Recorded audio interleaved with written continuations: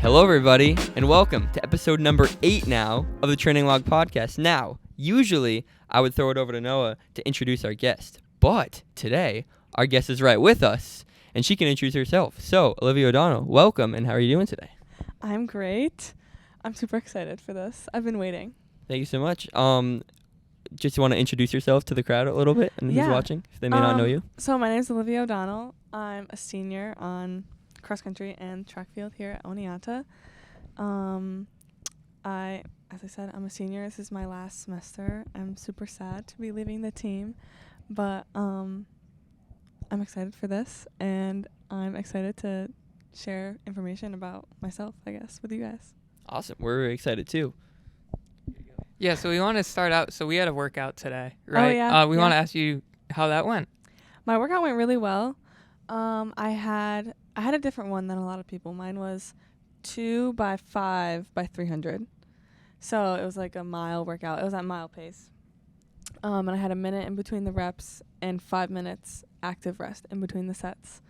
At first, the pace felt a little fast, but I settled in, and I did the reps at my goal pace for this weekend for the mile. Well, that's it. I wanted to bring up immediately. So this is more of a tune-up workout-ish for like we had today for BU this weekend, which is super, super exciting. It is. It's our first time to BU. Is this your first time to BU, or have you been there before? I have been once before. I went last year for Boston Valentine. I only raced in the DMR. My time didn't get into the open mile. It's super competitive field. I think coach put me in at a 5:30, and they entered 400 girls that were running under 5:30. So that was pretty crazy. So I still went that weekend. That weekend I raced the open mile at MIT, which is a 2-mile run from Boston. So I did my warm-up from Boston's facility to MIT's, and then I raced the open mile there. And then I ran back, and an hour after I finished the mile at MIT, I had to race the 1200 in the DMR. Whoa. At Boston. First time running on a banked track. Whoa. I ran the same split that I ran in the mile in the DMR, so it was quite slow. And there was a lot of fast girls, but it was a super fun experience, and I was really happy to be there. I also got to see a lot of really fast races. We got to see the elite men's mile, and it was so fast, and it was so cool. I think we saw, I'm not sure if it was the first. We did see a D3 sub 4 mile, which was very cool. Was it the guy from MIT? Yes, it was. That guy was insanely fast. And it was like super cool to be there. And I also saw some of my friends racing, and they ran really fast. So it was super cool. Definitely a fun experience. To have your first banked track race ever be at like BU, it's kind of crazy. Yeah. But could you talk a little bit about the excitement to now be able to run an open event at BU this time? Yes, I'm super excited. I would really like to run very fast, obviously, of course. I really want to use the bank to my advantage. I've only run on a bank track twice. The other time was also in the DMR, but at regionals at the Armory last year as well. And I feel like the bank really helped me there, so I'm looking forward to hopefully using that this weekend. And getting a really fast time under my belt. I'm also looking forward to not making a fool of myself, hopefully. Because it was a little bit of a stab finishing that 1200 with most of the girls like 50 meters ahead of me. I was like, no, but I did race the mile like an hour before. Yeah, that's what I was just going to say. You did race a mile an hour before, and it's like, yeah, you probably shouldn't have expected like something crazy. But also now running an open race, like just there's so many fast girls there. Like I know how excited. Like we were talking a little earlier, like our seed time I think's like a 4:36 or something, and it's like I'm just hoping to like get carried, like carry to a fast time. Do you feel the same way? Yeah, I think a lot of times I don't necessarily care about my placement unless, of course, it's a meet where that matters for like championships. But most of the time I don't. I really could not care less where I place in a meet. I just care about my time, and if I PR, it's a win for me. Whether I placed first, I've never won a college race. Actually, I don't know if I've ever won a race ever in my life. even in high school. That's besides the point. Whether I place first or like 50th, as long as I PR, that's a win for me. So I'm looking forward to like having these girls running super fast, hopefully helping me, feeding off the energy. It's super fun in there. I also heard that Boston resurfaced the track. So not only is it banked, it's resurfaced. So I'm hoping to run really fast and hoping to hopefully run there in 2 weeks as well at Valentine. Right. But that's still up in the air. I don't know if you've taken a look at the entry list at all for like the mile or anything. I haven't. Because we were just taking a look, because obviously this is our first time there. Yeah. And everyone goes to this meet. Like, it's an insane meet. And we just saw, like, specifically Noah, you know, having his last name where it is, like, P.I. It's right next to, like, an insane pro that's going to be in, like, the first heat. The best Canadian. The best, yeah, like. 1,500-meter runner. It's like, my name's next to him. Like, I made it. Like, yeah. It's crazy. So the fact that, like, this is our first time ever, like, even if we're like 40 heats behind them, being in the same just technical race is like these insane pros or college people. It's just insane to us. Yeah, last year at Boston, I saw Parker Valby race, and I was just like, and it was just so crazy. Like, I was running at the same meet Parker Valby was, the now cross country champion. Like, it was just so insane, and she's obviously so super fast. And there was a UCLA DMR running too. It was just super cool to see all those teams and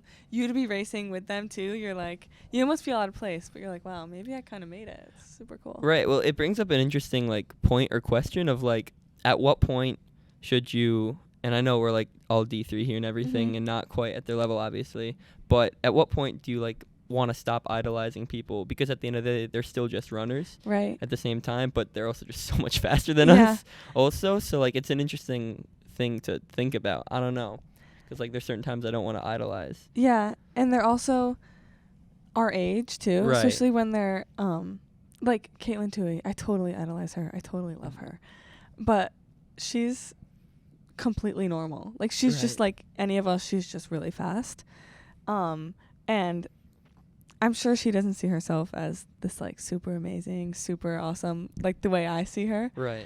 And I think like if I went up to her and acted like super fangirl, she'd be like, "What is going on?" I actually saw her at the mall one time. Really? Yeah. Oh my gosh, I would have passed out.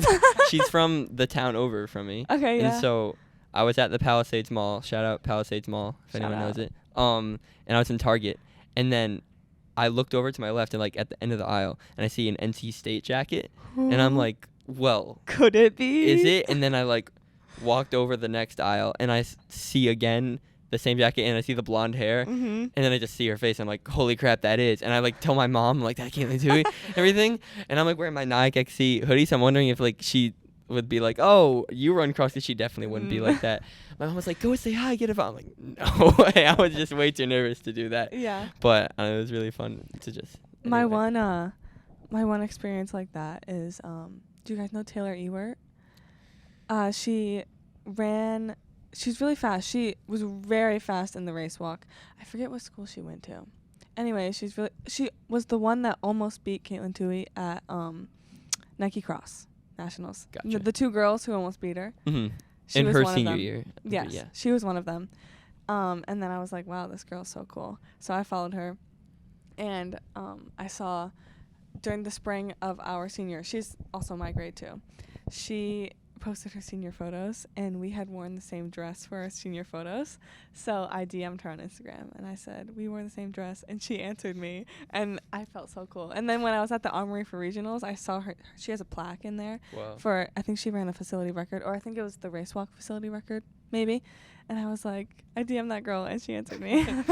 I put it on my Snapchat story. Yeah, we were looking last night at, like, just scrolling through Instagram. We saw Hobbs Kessler, who has, like, the world record in a road mile. And I said, Lucas, like, isn't he, like, a year older than us? Yeah. And it's, like, it's just so crazy to think about. Is like, we're looking on Instagram, like, idolizing them. And it's, like, they're like normal. They're normal people. Like, they're the same age as me. It's, like, whoa. Yeah. But for BU, what's your goal in the mile? You're running the mile? Yes, I'm running the mile. What's your goal for that race? So I would say my main number one goal would be to qualify for regionals. So in order to do that, coach said I have to run a 5:15 to outrun the bank because they'll convert it back because regionals isn't on a banked track. So they'll convert it backwards. And the standard is 5:20. So she said I have to run 5:15 because you have to break 5:20. So I'd have to run in the 5:15s, I believe, because I think it's a 4-second conversion, something like that. She said, okay, 5:15. That's my goal to qualify for regionals. But that's the obvious goal. Obviously, I want a PR. My mile PR on TFRS is a 5:33. I've run faster and I have like conversion times faster, but 5:33, run faster than that, and qualify for regionals. Those are the two goals. Those are great goals. Yeah. So I think me and Noah have very different ideologies when it comes to racing. Mm-hmm. I'm the kind of guy who wants to go in knowing exactly what each 200, 400, like every split is, and I feel like Noah correct me if I'm wrong, just wants to go in and race and not even think about it. Yeah, I just want to beat people, to be honest. Yeah. So which end of the spectrum are you on? Are you in the middle, whichever one? Like, do you want to know the splits hardcore, or you just want to go out there and not even think about it? I do not want to know splits at all. I race my best when I have no idea what's going on and I'm just running. So I honestly feel like my best races have been, especially in college, in relays, specifically in the DMR, because I'm just running the laps. I tell Coach Kelly to not tell me my splits, so I don't know my splits. The clock, because it's a DMR, the time means nothing to me. So I can't look at the clock and know. So I have absolutely no idea what's going on. And some people are passing me. I'm passing some people. Some people are a lap ahead of me. Some people are a lap behind me. And so I just have no idea what's going on. And I'm just running, and I'm running my own race. And that's where I've seen probably the best results, I think, for myself and been the most like mentally checked in. So I definitely don't want splits, and I just want to kind of run. Yeah, I 100% agree with that. In cross country, I was like, I don't want to know my splits. Like, don't tell me. And then last weekend, for the 800, I didn't look at the clock once, and I just focused on like competing with people. And I think like I see some person pass me, and I'm like, all right, like let's go stay with them. Yeah. So moving subjects a little bit. We're at Oneonta. You're from Oneonta. I am. How did that come about of like you're staying in your hometown for college? Did you look anywhere else for college, or were you always like, I want to go here? Yeah, so Oneonta was not my first choice. I always considered going to Oneonta. So I applied. I wasn't against it, but I definitely wanted to. I looked at a few other schools specifically for running. I did an overnight at Ithaca. That's where I really wanted to go there. They had an amazing program at that time, too. They still do now. But their program was, I think they had just gotten top 3 at least, like in the nation, their track team. Whoa. So I was like, wow, I really want to go here. And I did an overnight there. I did my overnight there, and I really liked it. I feel like, and I also visited Cortland. I didn't do an overnight, but they had a big visit thing there, and so it was between Ithaca and Oneonta, and then I also wanted to go to Binghamton, but I wasn't going to run there. I was going to maybe try out, but they wouldn't have taken me on the team right from high school because my times weren't good enough. So it was Binghamton, Oneonta, and Ithaca. I wasn't going to run at Binghamton, but then I decided I really did want to run. And then it was down to the price, and Oneonta was significantly cheaper. It was the cheapest, so I decided to go to Oneonta, and I wasn't sure if it was the right choice for me at first, but now I would not change it for the world. I love Oneonta. I am a full supporter of, I tell everyone, like, you should go to Oneonta, and I really think, a lot of people ask me if it's weird to go to college in the same town I grew up in. I think we were about to ask you that, Yeah. Everyone asks me that. And I think it's really about the way you look at it and the perspective you have towards it. Honestly, going to college in Oneonta, it feels like a completely different town from when I was going to high school in it. And I think it's because I fully immersed myself in it and didn't look at it as going to college in my hometown. I looked at it as going to college. So I never lived at home. I did live at home when we got sent home freshman year because of a COVID situation. So all of freshman year I lived at home, but then starting sophomore year when we were let back in the dorms and everything was normal again, I lived right in the dorms. I have an apartment, and now I live in a house with some girls on the team. So I also don't go home very often. I tell a lot of people too that I think if I went to a school maybe like Binghamton, only an hour away, I would probably go home more because I would plan the visits to go home. Like this weekend we're going to go home and tell my family, and they would all get ready for me. But now I just will either not go home because I'm like, oh, I can do it whenever. So then I just don't. Or I'll go randomly to go pick something up, and then no one will be home, and I'll be like, oh, this was not much of a family visit, and I'll just head back to school. So it's definitely was 100% the best choice for me. I saved a lot of money, and I've loved my experience here. Loved it. I think a lot of people from my high school kind of give Oneonta a bad rep because we live here, but I think it's a great school, and I've had an amazing experience, and particularly on the track team. I think that's helped me to be more immersed in it because I had automatic friends, and I'm busy all the time, so I don't have the time to go home. So yeah, I've really loved it. Have you ever thought at all about, I guess the question really is, where do you plan on going after college? Do you want to stay here, or like where? Not staying here. Yeah. I need to get out. Right. I'm ready to get out. Yeah. It's been, how old am I? It'll be 22 years that I've lived here when I graduate, and I'm ready to leave. I've served my time in Oneonta. It served me well, but I'm ready to leave.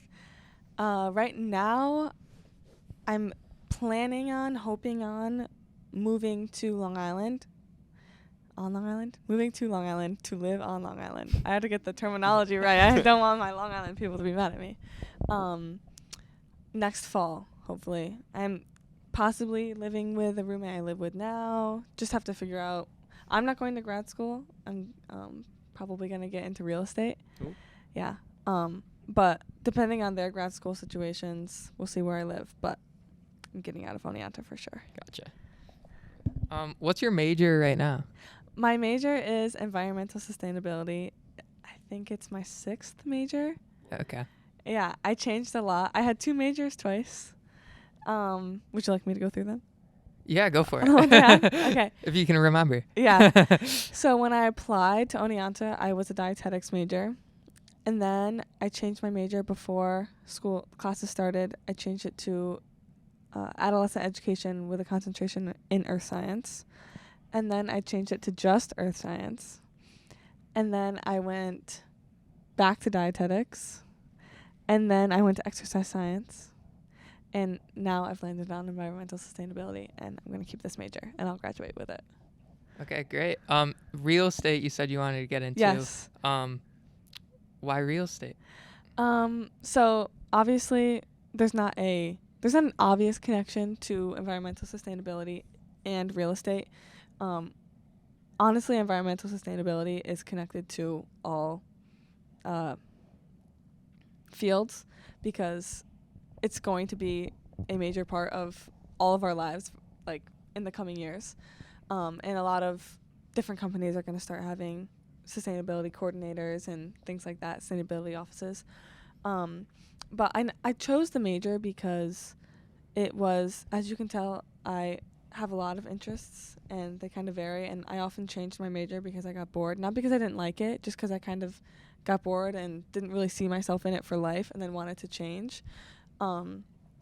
So this major has a lot of diversity and there's a lot of different classes you have to take because it's such a broad spectrum that sustainability has to do with. And real estate is kind of the same thing. Every day is different. There's a lot of variety in it. And I think I have the personality for it. I think it takes a lot of personability and it also is a very good job that will follow you through different aspects of your life. So with real estate, you don't have to go in for 9 to 5 every day. You work when you want to, work when you don't, sell houses when you want to, sell houses when you don't. So something that's super important to me is having a family and being having the time to spend with my family. So doing real estate will provide me the opportunity to maybe back off when maybe I have started a family, my kids are young and they need more of my time, to kind of back off from work and focus on that. And then when they are older and are more independent, then I can pick that up more. It's also a career where you get to help people. A lot of my other career goals I was looking towards, they were medical, with dietetics and exercise science, helping people in the medical field, but that's often kind of sad. There's a sad tone to it. I was also thinking about law for a little bit, and I did an internship this past summer in a law office in the court system, and that's also pretty sad. But I think real estate is an opportunity to help people with a much happier side of life. So yeah, those are kind of the reasons why. Well, you mentioned personality and being personable. Segues are easy. You're welcome. Something I wanted to bring up was how ever since we've joined the team, I think something anybody who joins the team will notice immediately at like our first cross country practices is how probably no one else on the team keeps the vibes as high as you do with. I'm blushing. So is that something that you've always done when it comes to any practice, or is it something you picked up when you were in college? And how do you stay so positive when you're at practice? So I think it's something that's always been a part of me. I think I have always kind of looked on the bright side of things. I always see the best in people, and I always try to look on the bright side of situations. But I think it's super easy for me to be energetic and excited at practice because I love running and I love the sport. And I love when we all come together. Like, the time trial was so fun. All of us coming together for the first time since summer, meeting all the freshmen. And also that was the opportunity to set the tone for the season. Set the tone for, honestly, the rest of the year. And I feed off of music. So at that time trial, we had multiple speakers going, listening to music. Super fun music. But yeah, I think I've always had it. I think it's come out more in college. I think I've come more into my own in college. I expressed a lot more of my personality since I did in high school. So I would say it's always been in me, but it's probably more elevated now. Yeah, I was going to ask you about the music. Yeah. If I had control of the music, I'd feel a little nervous. Like, people are going to judge me for what I listen to. Do you feel like any nerves going in, or do you always just play like the safe stuff that, people like to listen to? This is a conversation we had walking back from like lunch today. Like how the pressure is immense. It is when pressure. you're the Hawks. Yes, so. there is pressure. It's a little nerve-wracking. It's way less nerve-wracking when I'm not practicing with the boys. The boys definitely add the pressure. Can't play my Taylor Swift or I'll get flamed. I want to disagree, but but honestly, I have kind of adopted the mindset that if people are going to complain about my music, they can bring their own speaker, or we can run in silence. Which would they prefer? But I do try to appease everyone, particularly the coaches too. They want stuff that's mostly clean and not super explicit. So for those types of days, I've been kind of sticking to the like dance pop and just like exciting music. Some people call it H&M music. It sounds like music that would be playing in an H&M. But I just try to play songs that kind of match the vibe of the day too. The other day, I don't know if you boys were in there. We were doing just an easy run on the treadmills because it was super cold out. I don't think you were there, but was it Sunday? It wasn't Sunday. Nah. I don't remember what day it was, but I had my speaker and it wasn't dance pop vibes, like super hyped workout vibes, but I still wanted some music, so I was playing. I looked up a 2010s radio songs, so like all the hits we used to listen to in our parents' cars when they turn on the radio, and everyone was kind of like feeling that, and we were all singing together, and it was super fun. So I definitely try to appease everyone, but I've gotten rid of some of the pressure by changing my mindset and thinking would they rather run in silence or listen to my music? So that's how I've dealt with it. I'll say, even though certain musical decisions may not have been my personal cup of tea, I much rather would have had it because it kept the energy up, especially like during the cross-country workouts and stuff, than not have it. Right.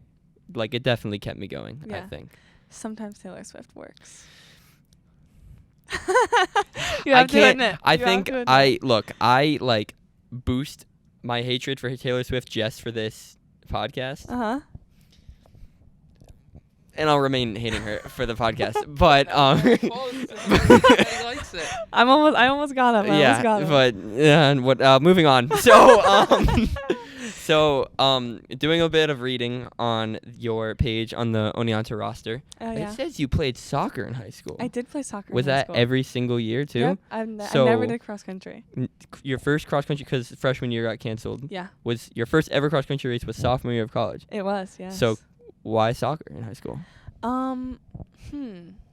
I chose soccer in high school. I started playing, I think, in 4th or 5th grade. Oneonta is a very big soccer town. Soccer is like the main sport. I remember playing it. I got so much free merch. It was the best. I got free Crocs, free Birkenstocks, free like Nike gear. Our booster club was crazy. And because everyone in Oneonta supports soccer, so it's a big culture thing. And also our cross country program isn't necessarily super developed. So it just kind of was never really a thought in my mind to run cross country. And also in high school, I was a sprinter.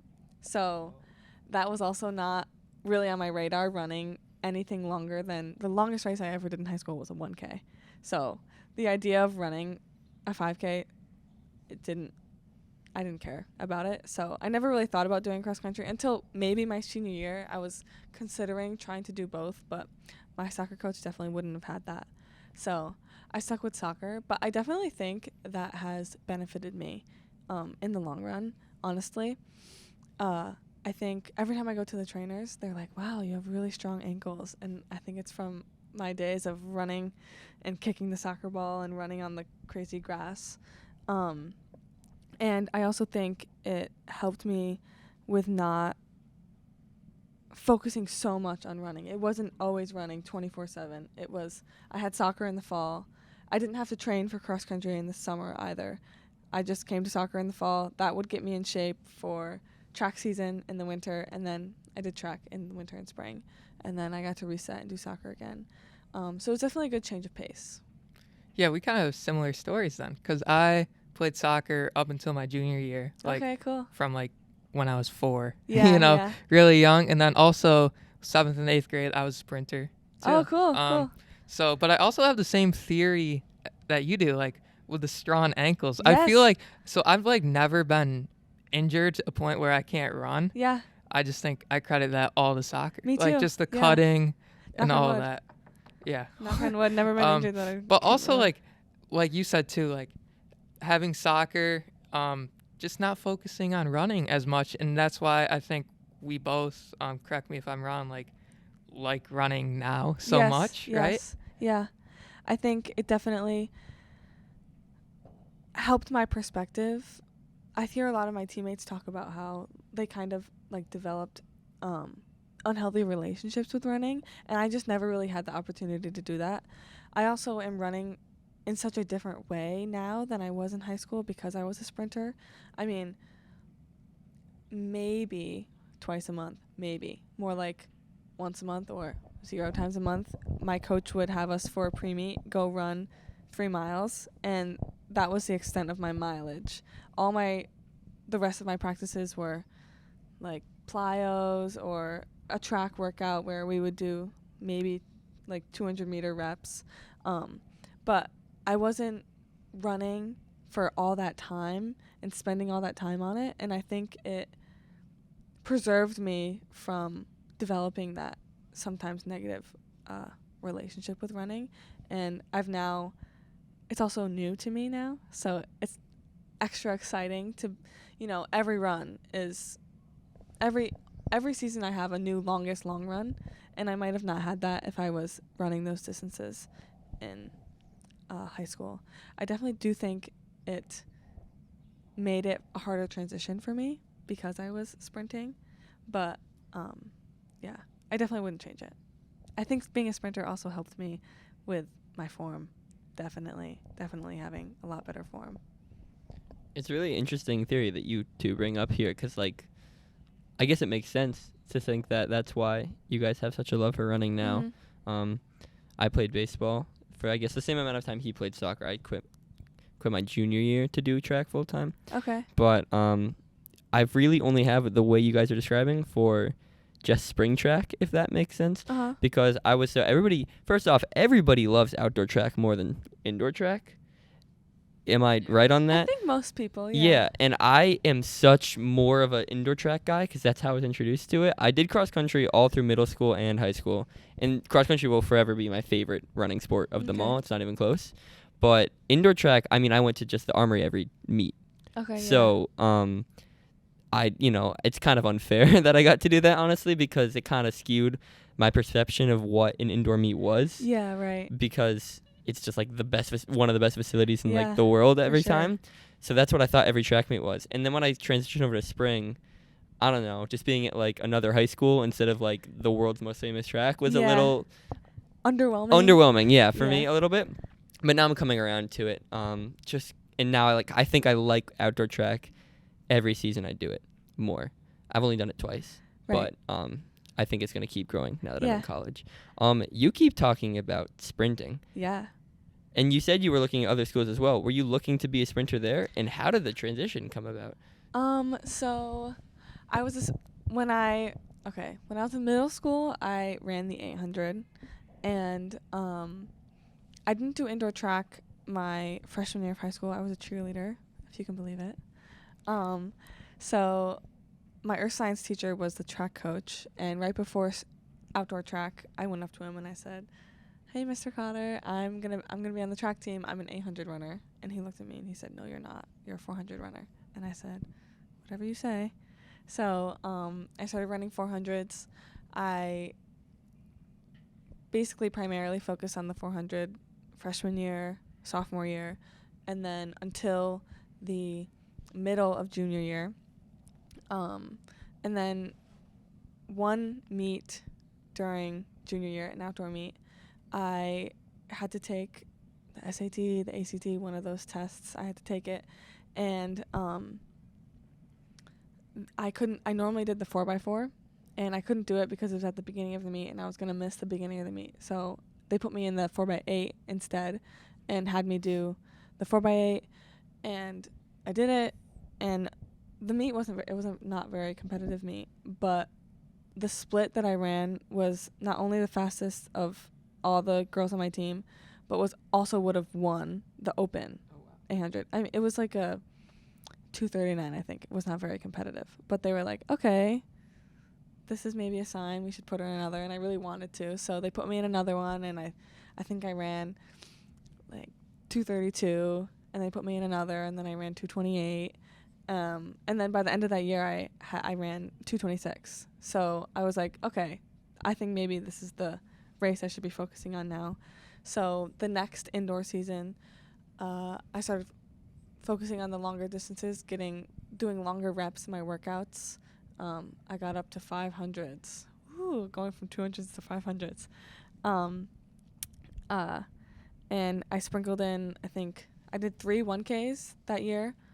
And was really excelling at those. And then I was going to, again, focus on the 800 in outdoor, but then COVID happened, and I didn't get to race a single time outdoor senior year. But so I came in to these, at first I didn't think about going to college, and then I started getting introduced to the idea of running in college. And I would tell the coaches that I was an 800 runner, and a lot of them, including Coach Chris, told me that if I was going to be an 800 runner, I had to run cross country, and I was going to be like on the distance side. And I was fine with that. I was excited to run cross country because I had thought of maybe the idea senior year, as I said before. And so I was totally open to the idea and was looking forward to it. And I thought that race was where I was going to excel, the 800. So I just thought the college coaches knew what was best for me, and they would do what was best for me, and if being on the distance side, and that's what all of them were saying. So that's kind of how I transitioned into that. And then once I got to Oneonta, Coach Chris slowly started bumping me up. Sophomore year, so my first cross-country season, Coach Kelly told me I was going to run the few 5Ks we had, and then that was it. I wasn't going to do 6Ks, but lo and behold, I did all the 6Ks. And then started doing 1500s, and they were super intimidating, but I think now looking back on it, it's definitely was the right transition for me. But I wouldn't change a thing. Like, I don't wish that I ran 1500s and more 800s in high school. I think being a sprinter not only has helped me stay away from injury, I don't have as many miles on my legs as a lot of my teammates, and I don't have as much use. So those overuse injuries are maybe more in my future, not now. And also my form, which I think is huge. My high school coach seriously focused on working on our form because we were sprinters, and that's super important as a sprinter. But I think it's almost as important as a distance runner because you're taking so many more steps. And if you're inefficient with all those steps, it'll add up over time. So I think being a sprinter was the best path for me. Yeah, and I think being new, there's just so much more room to grow, too. And I think in my own experience, I only started, taking distance running serious, the second half of my sophomore year into junior year. And then now I'm just starting to see my PRs, boom, boom, boom, boom, boom, skyrocket. How do you feel about, you're now, compared to everyone else here, you're relatively new to, this whole distance running thing. Do you feel the same? Yeah. When I got my training packet freshman year, I didn't know what tempo was. I was like, what? I don't know what I'm supposed to do. And like I said before, the longest race I did in high school was a 1K. So I definitely had, and so what has been my focus so far in college as the 1500 and the mile have a lot of room to grow and PR because I had no PR. So the first race I ran, I set that base, and then it was almost like every one I was kind of improving. So I definitely think it has helped with my confidence because every race has been a step in the right direction. And I think it was kind of the opposite with the 800 because I had run that in high school, and my times were not nearly as fast as I was running in high school, and it was very damaging to my confidence, and it was really hard to see those times and for them to not be close to what I was running then. But for the 1500, I had nothing to compare it to. So having those races has definitely helped my relationship with running, I think, too. And I'm not able to compare myself to how I was in high school in those races because I didn't have them. And it's definitely good to see, the skyrocketing of times. And I think if I was running them in high school, it wouldn't have been as exciting. So I definitely agree. You mentioned how freshman year you got the packet, you didn't even know what tempo was. Yeah. I just think it's crazy how much knowledge you can gain in this sport in just a short. 4 years is a long time. Yeah. But just when you decide, I think it goes for a lot of people who start to really love running. Mm-hmm. When you start to really obsess, I don't know if obsess is the right word. In my case, it is. But when you really start to love it, that knowledge you gain about just everything in it just starts to skyrocket. Yeah. And I think it's I really, before you just told us all this stuff, I would not have been able to tell that about you, that you never ran distance before. Right. So it's very interesting. I figured out the secret to running fast. So what do you think is your favorite workout you've ever done? Oh. Favorite workout I've ever done. I would say something that really comes to mind is the Michigan. So I've done the Michigan 3 times now, each cross-country season we did it. And the first time I did it, it was super modified version. Like, I think I barely even did it. And it was really hard. That was when I was coming off of being a sprinter and had no distance running. And it's a lot of volume. The Michigan's a lot of volume. And so super hard for me. And then again last year, it was hard. I did it was less modified, so it was closer to the real thing. And it was hard. It was less hard than the first time, but I still struggled with it. I fell off from the group. And then this past year, I totally bodied it, and it was so fun. And I think that one workout and it having, the names, you can remember the name, the Michigan, and you remember doing it each year, has provided me the opportunity to see my growth in the sport. And so I think for that reason, it's my favorite workout.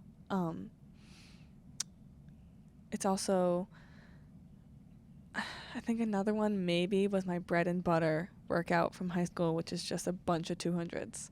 We would do between 6 and 12 800s with 2 to 3 minutes rest, and they were fast. We'd be ripping them.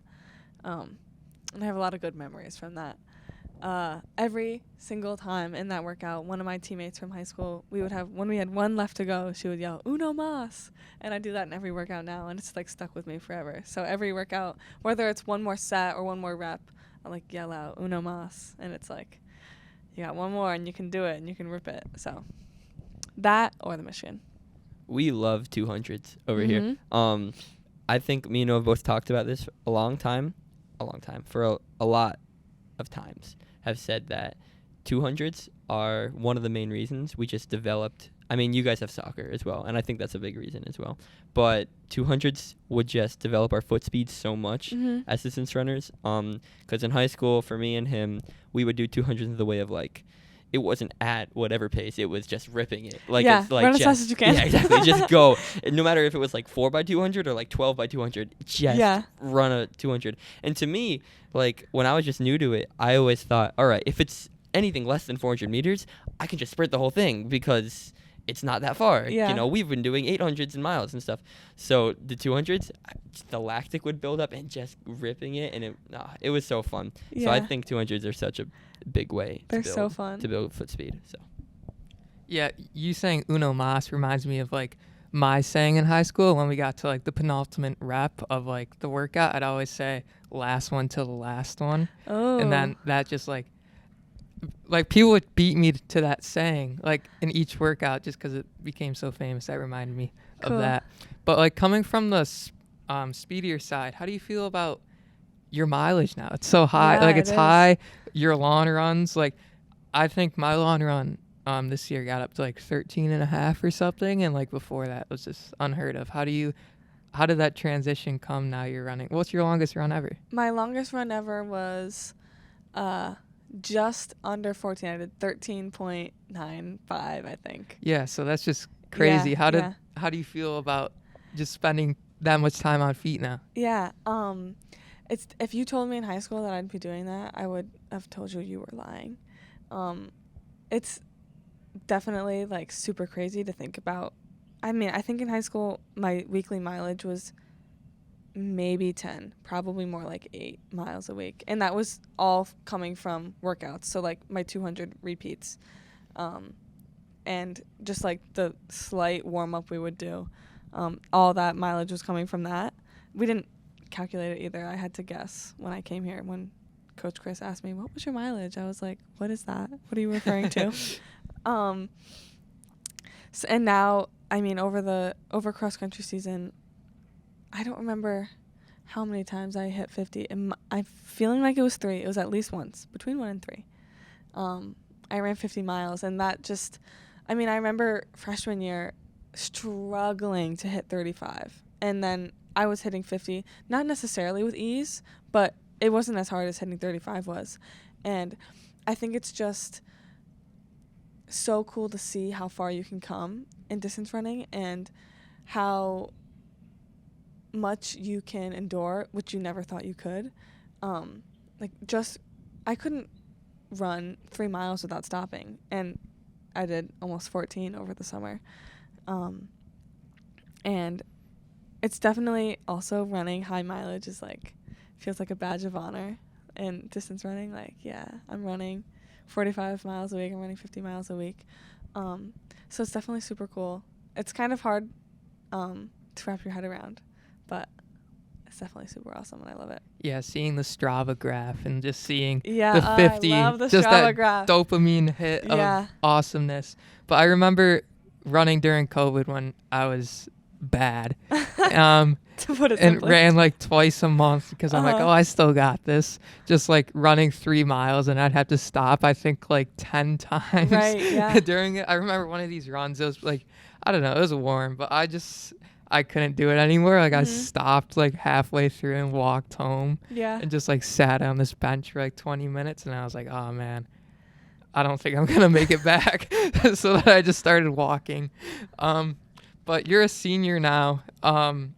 No. Final year, like that's crazy. So sad. How do you hope to leave this team? Like, what mark do you want to leave with? I want to leave the team with.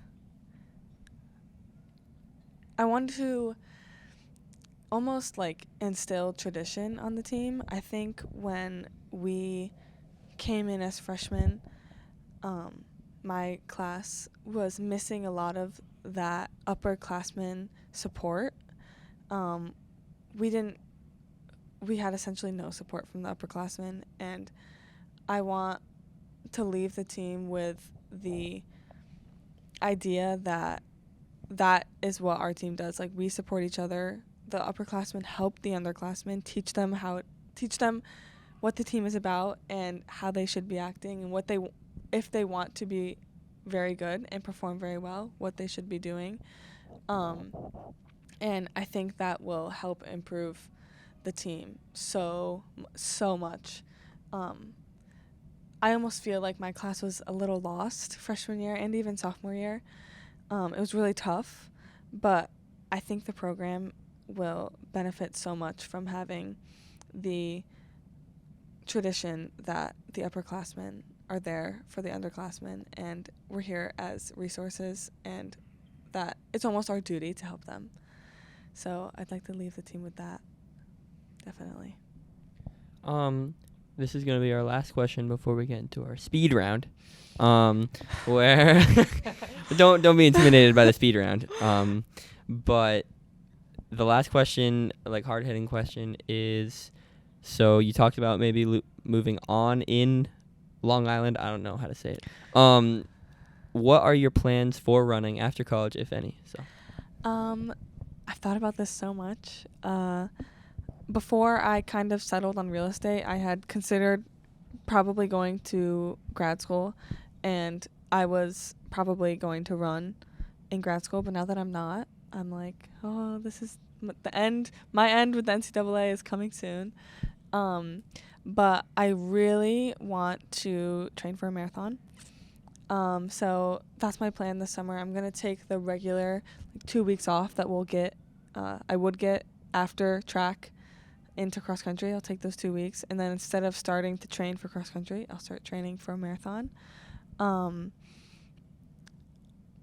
I think I might try to train to run a half marathon to qualify me for New York City. To do that, I have to run a half at 7 flat, like average pace, or 7:01 average pace for a half to qualify for New York City Marathon.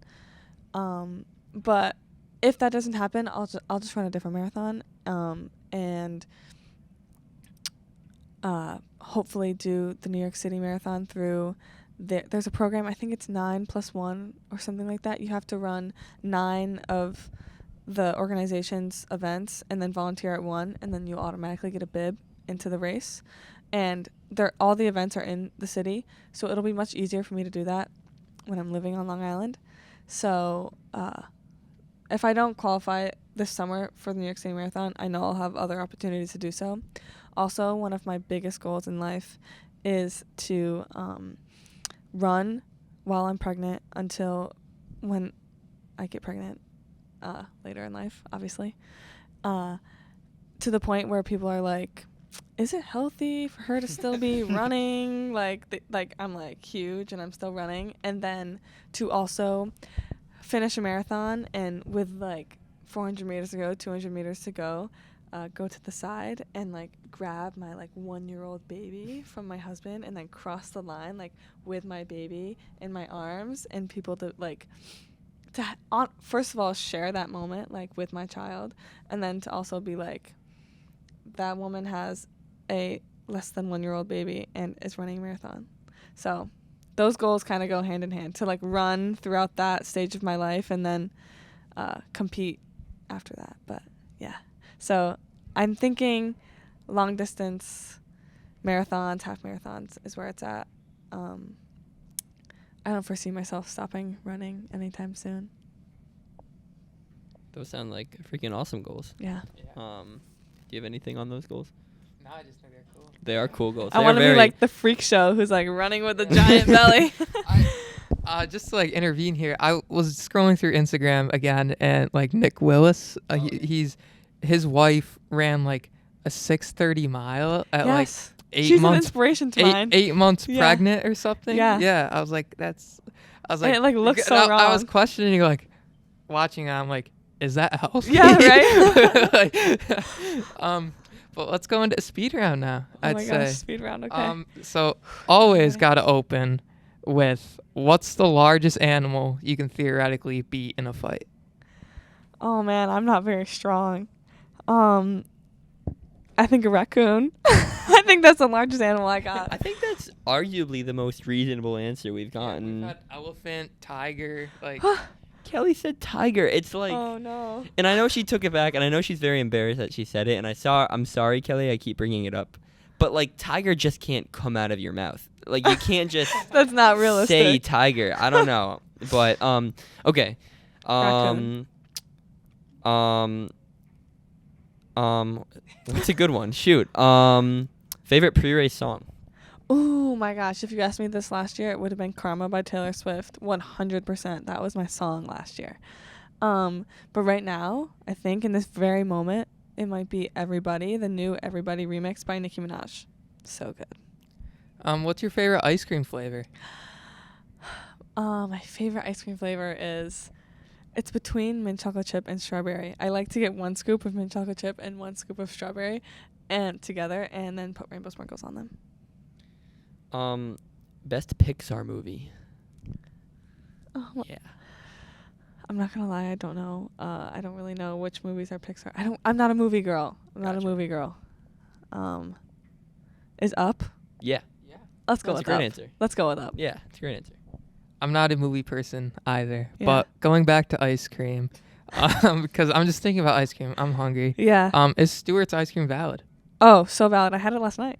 I had Stewart's ice. Actually, I had Stewart's frozen yogurt last night. Okay. But it's so valid. I love it. Many an argument have been had over this question. Best season to run in, like winter, spring, fall. Summer. 100%. I agree summer. with that. Like I want to be roasting, like running, getting a tan while I'm running, feeling like being able to wear like minimal to no clothing. This winter is killing me. I can't with the cold weather. So 100% summer. And I know it's like probably too hot. Like realistically, it's probably like the spring, maybe fall, but for the vibes. Summer. Exactly. I say the same thing. It's the vibes of summer training. Girl. Summer training vibes, I don't think can be beat. Yeah. Like every season and like meet and whatever has its own merits, but something about summer training vibes, I don't know, like waking up to beat the heat, or like you can't run until like 7 p.m. when it's like warmer. I love it. Oh my gosh, sunset runs. Yeah. Oh my gosh. And like being able to run at 6 a.m. 6 a.m. right now, it's pitch black in the summer. Yeah, or at like 8 p.m. Yeah. You can run. 6 a.m. It's bright and sunny. So yeah. I still haven't solidified an answer. I just don't know if I like summer because there's no races. Yeah. Like that's. He seems as a bone to pick with that answer. I like racing. I like seeing my times go down. But this is called the Training Log podcast. I like training. Yeah. I like training more than racing. I know it might be a hot take.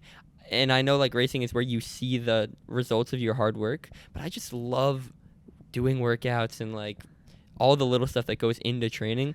And I think I like that quote of, it's like, practice is where you win the race, like the race is where you pick up your medals or something like that. I really like that because that's how I feel about it. Training, I like it a lot more than actually racing. Yeah, so sorry. The summer is where that success comes from now. Like, our success now starts in the summer. Who's your favorite pro runner? Ooh, I love Colleen Quigley. I love her. I think she's being mysterious on her Instagram and hinting that she might be moving away from strictly pro running. I'm feeling like she's going to triathlons, but it's definitely her. This might be the last one. Do you have another one? I'm all good. Okay. So everybody else has had a different response to this one, but I'm pretty sure I'm going to know your response to this one. Oh. It's just, how much of an argument will we get into? The answer is going to be yes. Does Taylor Swift yes deserve the praise? Yes. Right. Of course. Why? Because she is like everything else aside, you have to respect her as a businesswoman. You have to. Whether you like her music or not, she is like insanely successful because of her being a businesswoman, but also she's gorgeous, like incredibly smart. I think, now this is going to be a little controversial, I think, but I think sometimes a lot of men don't like her lyrics and her songs because, number one, a lot of her songs are like lyrical. It comes from the lyrics, and I think a lot of guys more like the music behind songs less than the lyrics. Yeah. And also because it's hard for a lot of men to understand the lyrics because they're obviously coming from a woman's perspective. Right. And like I love a lot of the songs because I can relate to them. But I think some of her lyrics, you listen to them and you really listen to them and you're like, this woman is a genius. And also a lot of her songs, I also know a lot of guys will say that her songs are just all about boys, but some of my favorite ones are like where she's telling you a story in the song and it has like nothing to do with herself, and she's like taking you through a story of someone else's life in the song. Yeah, she's a genius, and she's obviously beautiful, gorgeous, and super smart and super awesome and sings very well, in my opinion. I'll be honest.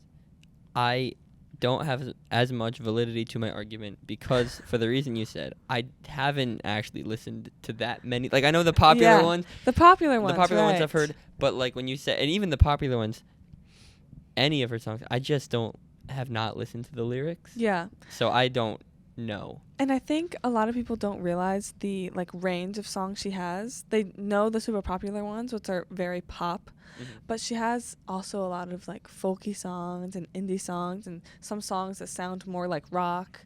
I couldn't call them rock songs because they're not rock songs, but they sound more like rocky. Yeah.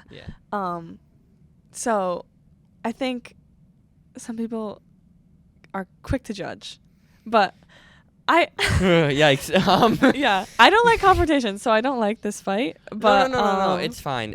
Look, I build it up just for the sake of playing my I hate Taylor Swift character. Yeah, I don't actually, and I do don't hate her as a person at all. I very much respect her. Mm-hmm. I say that I don't like her music, which I don't know if that's true or not. But the point is that point is that this is the first time I've actually had a real argument for her, right? So now I can't really play my character as much as I do. I'm proud to be the first. So I'll give her a little more props than I usually do. But that's gonna wrap it up with all the questions. Great. The last thing we always do here is there any advice or questions that you have for us? Advice. My biggest piece of advice in the sport for running, because this is the Training Log podcast. We'll move away from Taylor Swift. Biggest advice in Taylor Swift is listen to her songs. Okay, biggest advice in running, I would say, is consistency and maintaining consistency even when you are maybe not seeing the results you want. it took over a year and a half of training for me to finally start seeing results that I liked.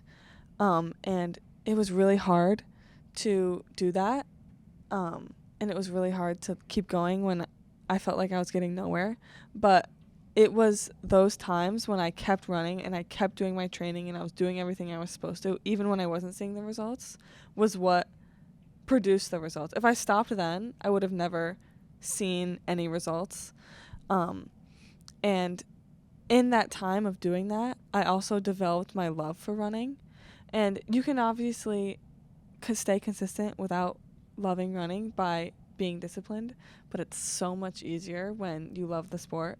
So I think working on that, if being successful and running is something you want to really do, you need to work on like developing that positive relationship and loving the sport. And that'll help you stay consistent and it'll help you see the results you want. And then you love it even more when you're running fast. Yeah, it's so much easier if you just love the sport. I love that. That's a great way to end it. But yeah, I think that's all we got. Thank you so much. Thank you. This was so fun. For coming on. It was a pleasure to have you here. And yeah, I think that's all we got. Thanks. So great episode, as everybody just saw. That's going to be it. And remember to stay tuned next week for Chris Shimkins. All right. See ya. Ooh.